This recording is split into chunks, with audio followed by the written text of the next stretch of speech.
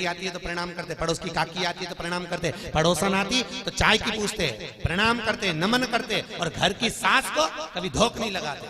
तो सास भी चतुर, सास भी सोचती मत लगा धोख, पड़ोसन के कितने भी पांव पड़ो, पड़ोसन को कितनी भी चाय पिलाओ, पर ईमानदारी से बोलो रही उज्जैन वाली जीजियों, क्या वो जायदाद का हिस्सा देगी? अरे बोलो तो सही, नहीं देगी। हिस्सा कौन देगी? वही डोकरी, वही सास, हिस्सा तो वही देगी ना। तुम भले पांव पढ़ो मत पढ़ो, सास होती है ऐसी है, माँ होती है ऐसी है। वो कहती है तुम्हारा मन पड़े प्रणाम करो, तुम्हारा मन पड़े नमन करो, नहीं मन पड़े मत करो। पर आओगी तो मेरे पास उसी तरह शंकर तो जगत का बाप, और जगत का बाप तो अलमस्त होकर बैठा है, कभी तो आएगा तब देखा जाएगा। फिर देखते महाराज देवराज नाम का ब्राह्मण, जिसने ना कभी किसी का भजन करा, ना कभी मंदिर गया, ना कभी देवालय गया, ना कभी तीर्थ गया, ऐसा देवराज था। कहीं नहीं, कभी तीर्थ नहीं गए। हमने देखा है दुनिया के लोगों को, तीर्थ में रहने वाला व्यक्ति ही कभी सोमती का स्नान छिपरा का नहीं कर पाता। हमने देखा है दुनिया के लोग अपना गांव छोड़ छोड़कर कोसों दूर से छिपरा नहाने सोमती पर आ जाएंगे, पर यहीं का व्यक्ति छिपरा नहीं नहा पाएगा। क्यों? उसका कारण क्या है? क्योंकि भगवान से तुम्हारी रिश्तेदारी अच्छी नहीं है। भले तुम यहां रह रहे हो, संबंध ठीक थोड़ी ना, घर की घर में बहू रहे पर सास से संबंध अच्छे नहीं रहे। सही है कि गलत है? घर की घर में बहू रहती है पर सास से संबंध अच्छे नहीं रहते। घर की घर में देवरानी जेठानी रहती है पर आपस में संबंध अच्छे नहीं रहते। भले उज्जैन नगरी में रहते हो, एक व्यक्ति बोला हम उज्जैन में रहते हैं, भले महाकाल नहीं जाते पर मरेंगे तो स्वर्ग जाएंगे। एक व्यक्ति गंगा के तट पर बैठा था। महाराज जब महेश्वरी महिला मंडल कथा कर रही तो एक व्यक्ति मिलने आया तो क्या हम तो उज्जैन में रहते हैं, हम कभी मंदिर नहीं गए महाकाल के, आज तक दर्शन नहीं करे, पर मरेंगे तो बैकुंठ जाएंगे। हमने कहा किसने कहा? ये भी तो बता दो, नाम बोला किसने? क्योंकि शिव महापुराण में लिखा है एक व्यक्ति गंगा के घाट पर रहता था, आने वाले गंगा को नहाने वाले से कहता था मैं मरूंगा तो बैकुंठ जाऊंगा, कभी गंगा नहीं नहाया, पर गंगा के पास में रहता हूं, मैं मरूंगा तो बैकुंठ जाऊंगा।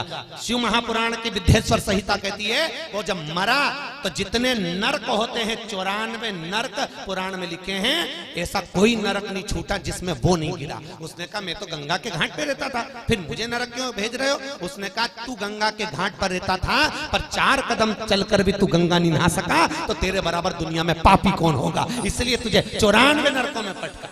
कई लोग कहते हैं हम उज्जैन में रहते, हम उज्जैन में रहते, ऐसे खुश हो के बता हम उज्जैन में रहते, ले जा बड़ी नरक।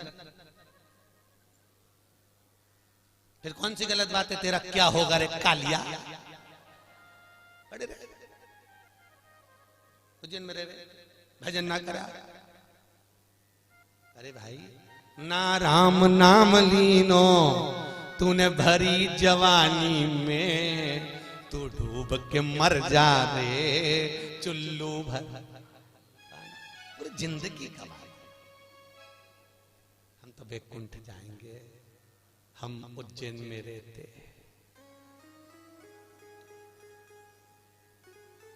कभी शंकर पर एक लोटा पानी नहीं चढ़ाया, कभी नहाने आए हुए व्यक्ति को एक अन्न का दाना नहीं खिलाया।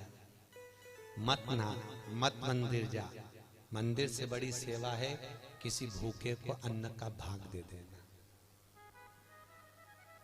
पूरी जिंदगी कमाया कमाया कमाया, फिर आखिरी में नहीं ले गए कुछ मान के? नहीं हो सकता है कोई ऐसा गया हो। अभी शोभा यात्रा आ रही थी, जब मुर्दे को भी लोग बांध के ले जाते हैं, सबको मालूम है मर गया तो भी बांध के ले जा रहे हैं, उठ के भग गया तो विश्वास नहीं है। तो भी बांध के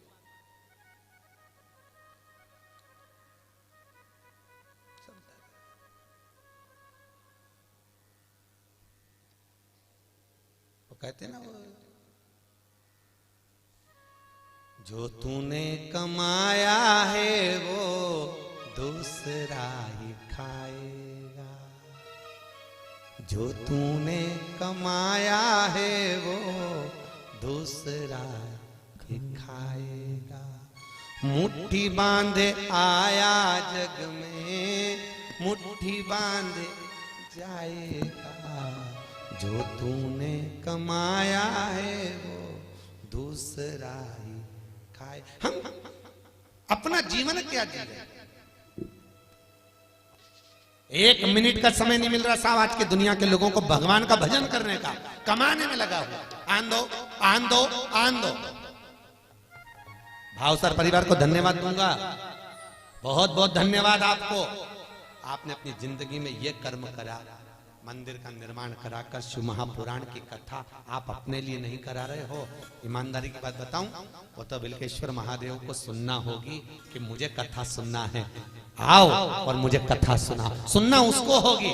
कहीं गुरु महाराज की कृपा हुई होगी, कहीं दया हुई होगी और करुणा करी होगी, तब जाकर ये कथा उज्जैन नगरी में तुम सुनने के लिए बैठे हो। उज्जैन नगरी में सुन रहे हो, सहजता नहीं, ये उसकी करनी। और याद रखिए, दुनिया के लोग कितने भी रो रो कर कमाए, पूरी जिंदगी रो रो के निकाल देते हैं। कई लोगों की आदत है पूरी जिंदगी रो रो के निकाल देते, और कितना भी रो रो के निकाल दो जी जियो, पर आखिरी में जो फोटो टंगता है वो रोता हुआ नहीं रहता, उसमें स्माइल रहती है। तुम पूरी जिंदगी रो रो के निकाल दो, पर आखिरी का फोटो तो स्माइल वाला रहता है, जो घर में टंगा रहता है। वो स्माइल का क्यों रहता है? क्योंकि बहुएं पूरे घर में काम करती, सब लोग काम करते, और डोकरी स्माइल इसलिए देती रहती कि हम भी जोड़ जोड़ के मर गए, तुम भी ऐसी टंग जाओगी जोड़। वो स्माइल देती रहती।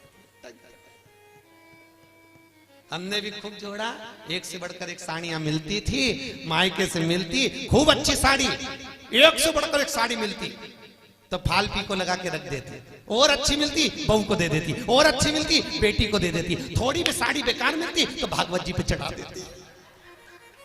हमने भी ऐसा ही करा।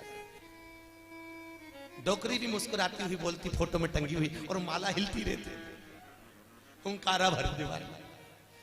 एक प्लास्टिक की माला गले में टंगी रहती फोटो पे, वो हिलती रहती धीरे धीरे पंखा की हवा में, क्योंकि डोकरी हंसती रहे, वो हुंकारा भरती रहे माला। हमने भी खूब जोड़ा, सब छोड़ा, तुम भी जोड़ो, छोड़ो। 5 दिन की कथा काय के लिए रखी है? एक से बढ़कर एक साड़ियां रखी हैं अलमारी में, किसी किसी का तो नंबर ही नहीं आया, उनको निकालो और पहनो। जीवन का कोई ठिकाना नहीं, कोई ठिकाना। साथ देती नहीं